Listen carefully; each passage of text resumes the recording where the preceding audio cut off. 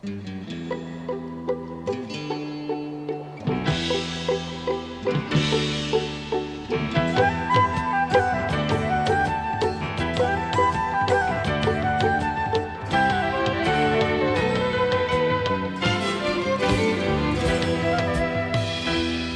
you for joining us. Our show today will focus on medical breakthroughs in treating diabetes and heart disease, and how scientific progress and research worldwide is leading to new discoveries in addressing the diseases of aging.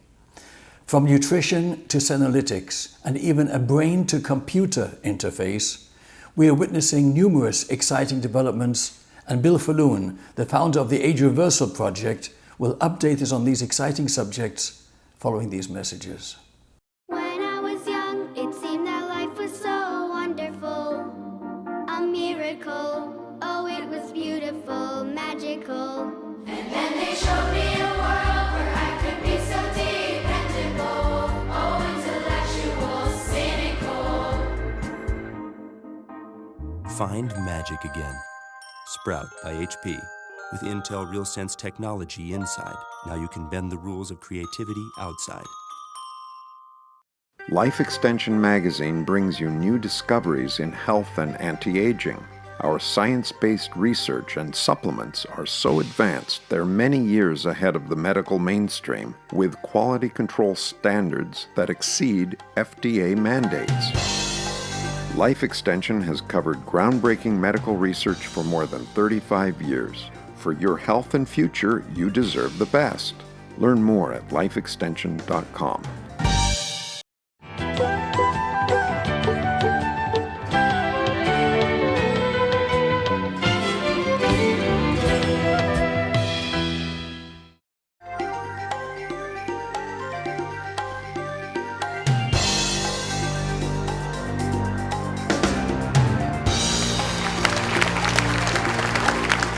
In case anyone's been living under a bridge for the last 15 or 20 years, you may have heard some talk about a health care cost crisis. In fact, it seems like every politician thinks they know a solution to the current healthcare cost crisis. Well, guess what? Over the last hour, you've just seen the solution right there. Can you imagine if only 20% of the American population adhere to just part of what Dr. Sabatino is advocating? Just part. Well, we'd probably reduce healthcare costs enough so it would no longer be a crisis. And then those 80% looking at those 20%, realizing, wow, they don't get sick. We would gradually see the percent of people living healthy and not needing as much expensive health care diminish to the point we would not have this as a major issue. Now, what I'm going to talk about now is an adjunct to what Dr. Sabatino does at his clinic, where he'll do long 21-day water fast, 7-day water fast, intermittent fasting. This is an adjunct to what he is already doing.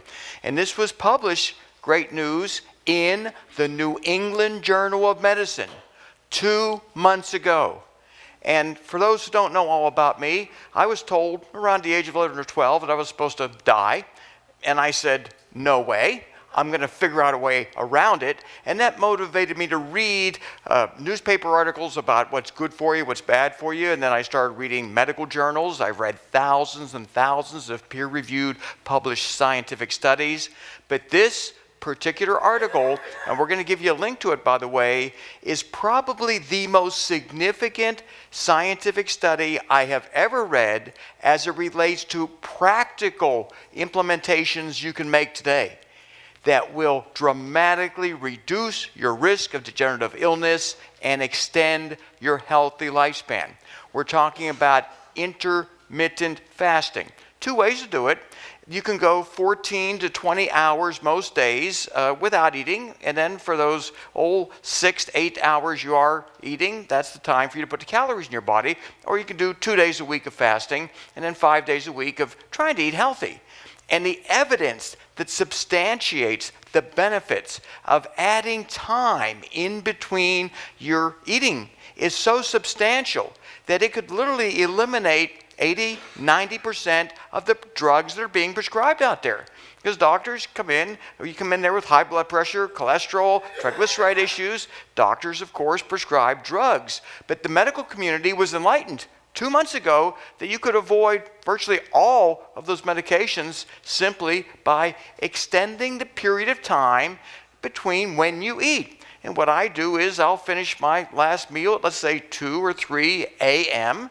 Not the best time to eat, but that's when I do my eating. And then I won't eat again until maybe 9 o'clock the next day. So I'll go anywhere between 14 and 20 hours most days without eating anything. And I'll tell you what, after a while you start feeling really good.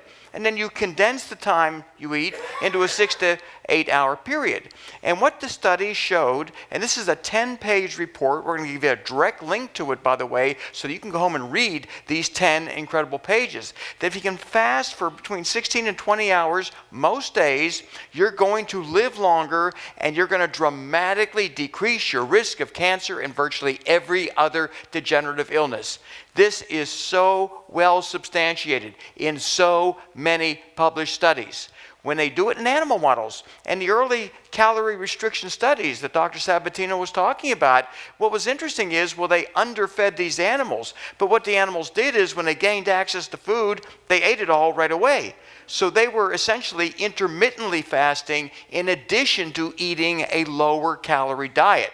And in response to that, all of these benefits occurred in the animal model in response to both intermittent fasting and the calorie restriction going on. Now, in humans, because they've done human studies on this, when you extend the period of time in the day in which you do not consume calories, because again, as Dr. Sabatino was talking about, we weren't meant to eat 3 large meals every single day and snack in between those 3 large meals every single day. That's not what we were meant to do. And that's what we're doing today because food is abundant. It's gotten cheap. At least the garbage food is very inexpensive. So people are eating it and they're encountering a whole lot of problems.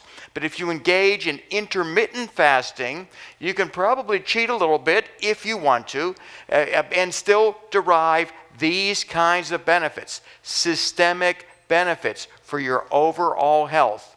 And the evidence is so consistent that medical doctors who bothered to read that report in their own journal, December 26, 2019, New England Journal of Medicine, that in response to intermittent fasting, you get a systemic improvement in overall health.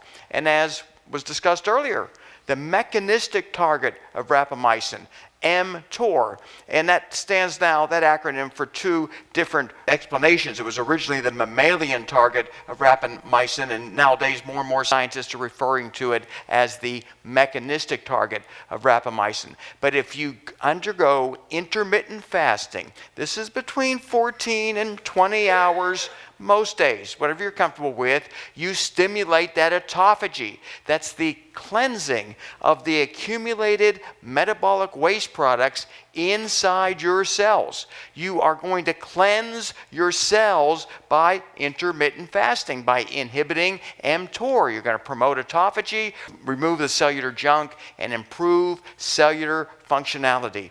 And the most impressive study, and there are hundreds of them out there, you understand, the most impressive one was that when young rats were put on an intermittent fasting diet, well, their lifespan increased by 80%.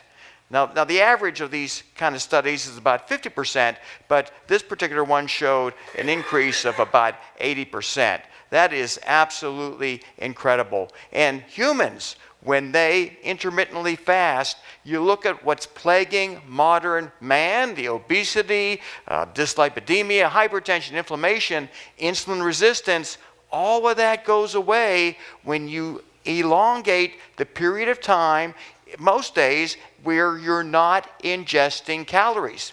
And one study found that fasting insulin, which is something you don't want too much of, decreased 57% in response to intermittent fasting.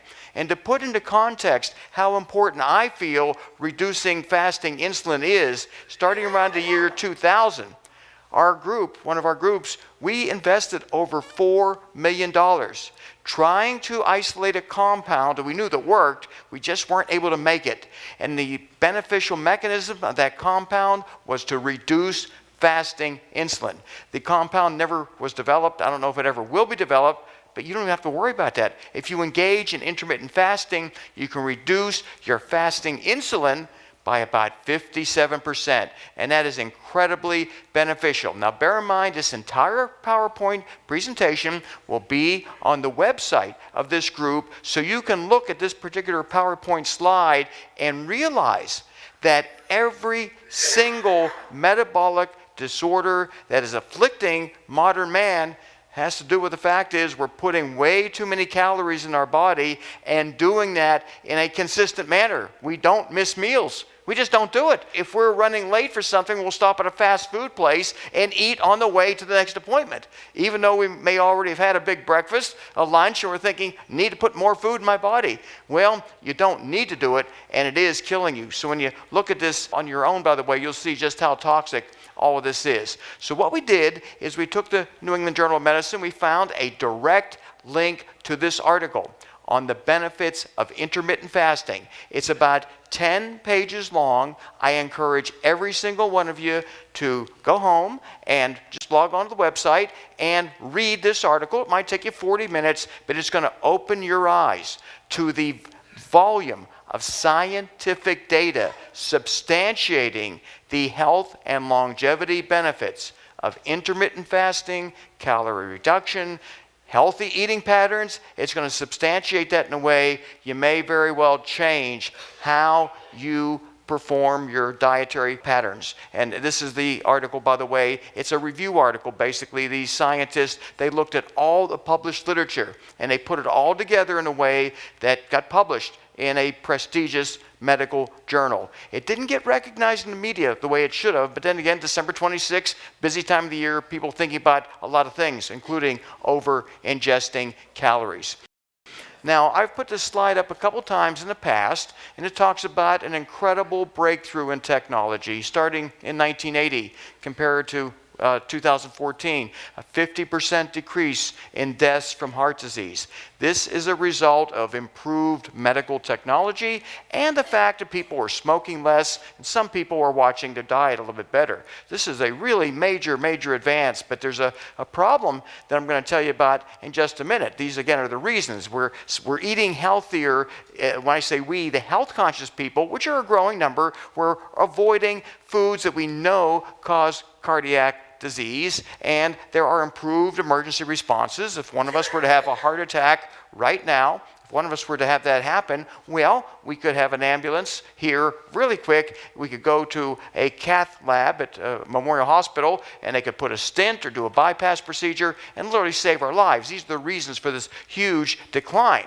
And if you look at the timeline and the history of cardiac deaths, you can think about people like President Dwight D. Eisenhower, Lyndon Johnson. They did not have access to bypass surgery, to stenting, and they suffered from congestive heart failure for decades until they died of it. But you go from 1876, when it was first discovered that coronary artery blockage is what was causing most heart attacks. It's really remarkable to think that before 1876, they didn't know why people were having heart attacks. And they were having them back then, by the way. But so many people died of infectious diseases that not a whole lot of them lived long enough to suffer heart disease. But from 1876 to 2014, technology kept getting better. And then something happened. Heart attack deaths are surging higher. 2019, the data started to show we're going in reverse. And what is the cause of that? Mainly obesity and metabolic disorders such as type 2 diabetes. And how do we prevent that problem from killing us? Well, I think most of us in this room are doing what we can do, but we can also engage in those healthy eating patterns that you just heard about and the intermittent fasting. Do that. You don't have to be a victim of what's going on right now. And this is occurring in people under age 65. They're starting to have heart attacks again like they were in the 1950s, 1960s when it was that epidemic proportions. So this New England Journal of Medicine article, you can read the entire 10-page article on the website. It may very well change your view as to how often you eat.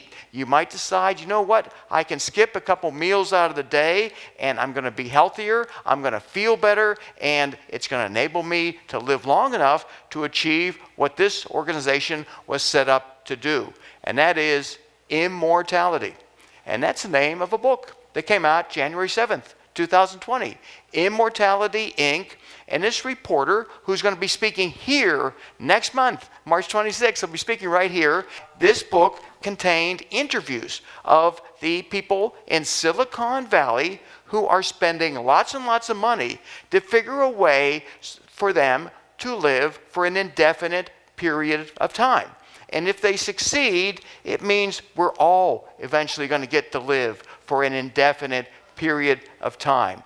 We're talking about finding a way to cure the aging process and its affiliated associated disorders. This is huge. This book is getting a lot of publicity, and a lot of people who never even considered the concept of reading about how long people can potentially live, they're now realizing some of the more intelligent, forward-thinking human beings who have ever existed are spending lots and lots of money on technologies to enable them to find a cure for biological aging, all of its diseases, and the death process itself. So that author will be on this podium on March 26th, and I hope most of you will be able to attend, because I can't wait to hear the inside stories that he's going to relate about some of the most famous multi-billionaires in the world, what they're doing to accomplish what this organization was set up to do. So Chip Walter will be here next month, and he'll be talking about what people are doing who have the kind of resources to engage scientists in meaningful research projects, what they're doing. But if we're going to make it into that era where people will have abundant life, essentially eternal life on earth, got to take care of ourselves today. Because these breakthroughs, well, they're not going to happen next year or 2 or 3 years from now. Probably going to take 5 or 10 years. Need to take care of ourselves today. And that's where the intermittent fasting and the ultra-healthy dietary patterns that you just heard expound. You heard what to do. A lot of you already know it, by the way, but I hope these kind of talks will motivate you. So I think this has been a record turnout. I don't think we've ever had so many people here on a Thursday night event. We had a Sunday afternoon event one time where we couldn't even fit people in, but nonetheless, this has been a spectacular event. So I'll be around as usual for people who want to ask me questions about intermittent fasting or anything else that relates to health and longevity. And let's go downstairs and have a nice meal.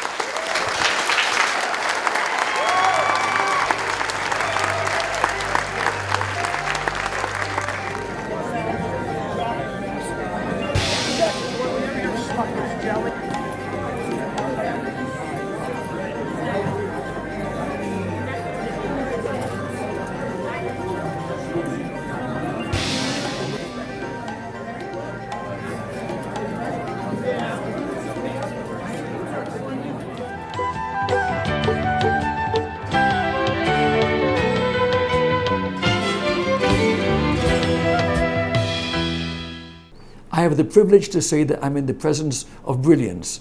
I have Liz Parrish here and Bill Faloon. What a pleasure to have you here, Bill, and of course Liz. Wonderful to be here, thanks. So we are ending this event, this RIOTFest event 2019. Very interesting. What are your thoughts on this?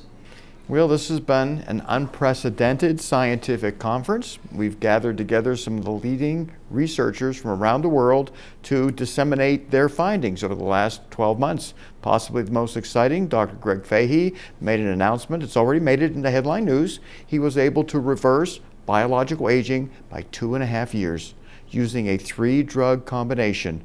This is unprecedented. He regenerated the thymus gland to help restore immune competence, and he was able to demonstrate through a DNA methylation test. A lot of people don't know what that is. It measures how old you are biologically. He moved it back 2.5 years. It's been spectacular.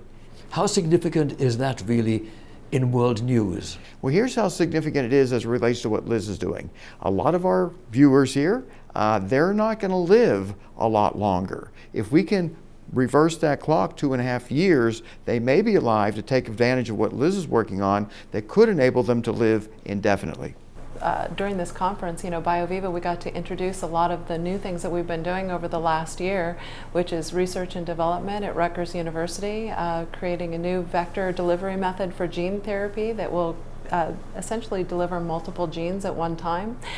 We've launched to patient access, and so we have a company that we're working with called Integrative Health Systems that allows patients to access gene therapy technologies that are regenerative gene therapy technologies today. And then the last thing we're doing is multi-omics through BioViva to actually analyze that data and get people interested in sharing their data from all over the world to help cure aging. And we're really excited about that because the project that Bill is launching with all of this data that you're taking on patients and getting them into early interventions will help us a lot in the future. Yeah, what Liz is referring to is a study we launched right here at RadFest called the Vitality in Aging Longitudinal Study, very similar to the famous Framingham Heart Study, where starting in 1948, they started to identify risk factors for cardiovascular disease, such as hypertension, abnormal blood lipids. They were able to identify why people were having heart attacks and how you can prevent them. We, at this study, are going to identify risk factors that cause people to prematurely age, so they can attack those risk factors using off-label prescription drugs. I'm talking about metformin, rapamycin, dasatinib, a number of medications that are available by prescription. Some of them cost very little money. We know they delay aging. We think they can help reverse biological aging to keep the viewers of this program alive long enough to avail themselves to what Liz is working on. Yeah, so we're really excited about that. So all of this research goes hand in hand. The collecting of the data on patients is integral. People taking the early steps in intervention in treating their biological aging with Bill, absolutely invaluable. All of the information that he's offering and all of the research that he's done for decades now on what is available at the lower level and enterprise level for the average person, and then for people who want to take it farther, who are in dire need, maybe are having an end-stage disease that they can't treat, then we would have them come through the BioViva system for gene therapy. Absolutely fascinating. When I think about the number of people in Palm Beach County who have taken care of themselves, but they're in their 80s and 90s, and the conventional medicine is starting to lose an ability to deal with their declining health, they now have an opportunity to essentially recharge, at least get a couple extra years of healthier living so that they can be alive to take advantage of breakthroughs that are right around the corner.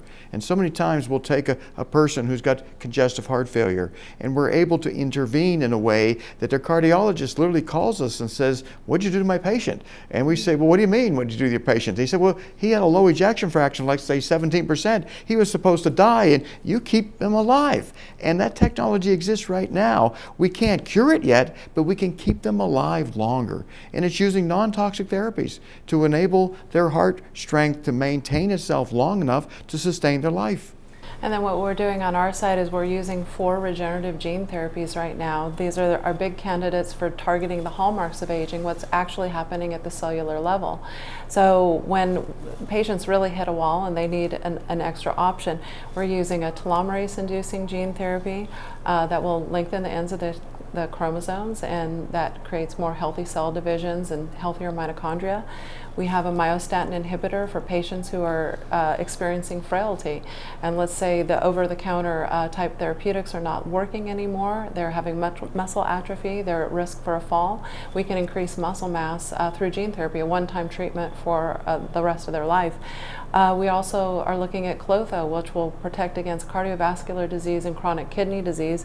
And our final candidate that will come out next year is PGC1 alpha, that is a great combat against obesity and mitochondrial dysfunction. So, these are more expensive technologies, but they're options that are available for people now by consent. And I think that between Bill and I, that is the full complement from bench to bedside for every type of level of entry that people need. You know, what Liz just described should motivate anybody who wants to live a lot longer, see their grandchildren and great-grandchildren accomplish impressive events. The technology exists right now to intervene. And when conventional medicine reaches its upper limit at this stage, there are adjuvant therapies, additional interventions that could buy precious time. You began these projects 30-somewhat years ago, and things have changed so dramatically in the course of this time, from skepticism to recognition. Share that with our audience. Well, it's now headline news. I started the Life Extension Group in 1977, and barely anybody paid attention to us, except I would go on talk radio shows when that was popular back then. And a lot of people would call in asking, well, what do you do to slow aging and that sort of thing? I said, well, we haven't really figured it out yet. From 1977 to 1982, we knew calorie restriction was good. We knew healthy eating was good, but we couldn't definitively state we are keeping people alive longer. Well, now we've identified multiple modalities that people can utilize right now. Most of them cost very little money. All you need is a prescription from your doctor to get access to medications that have side benefits. We restore NAD+. We look to clean house inside the cells through a process known as autophagy, using an existing drug called rapamycin. In other words, we have an armamentarium of weapons against aging. So if someone feels my doctor can't do anything more for me, guess what? There's probably 4 to 8 different ways that you can buy a lot more time.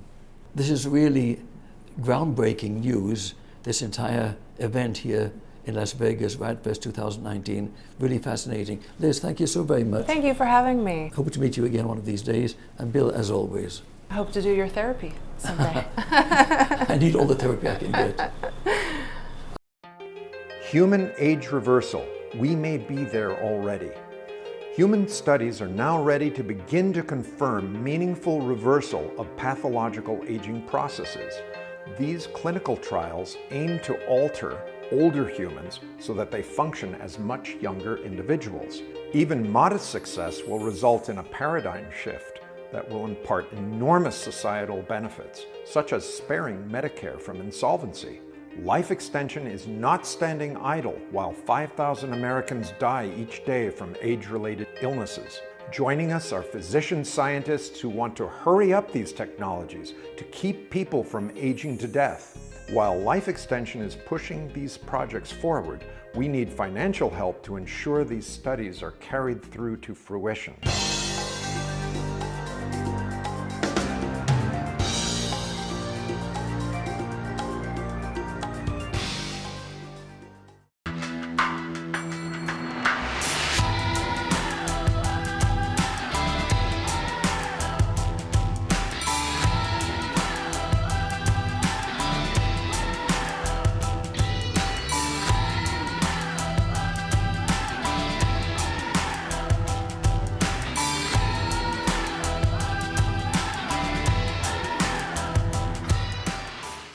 This concludes our special show for today from On Location in Palm Beach. I'm Richard Peritz. Thank you for being with us.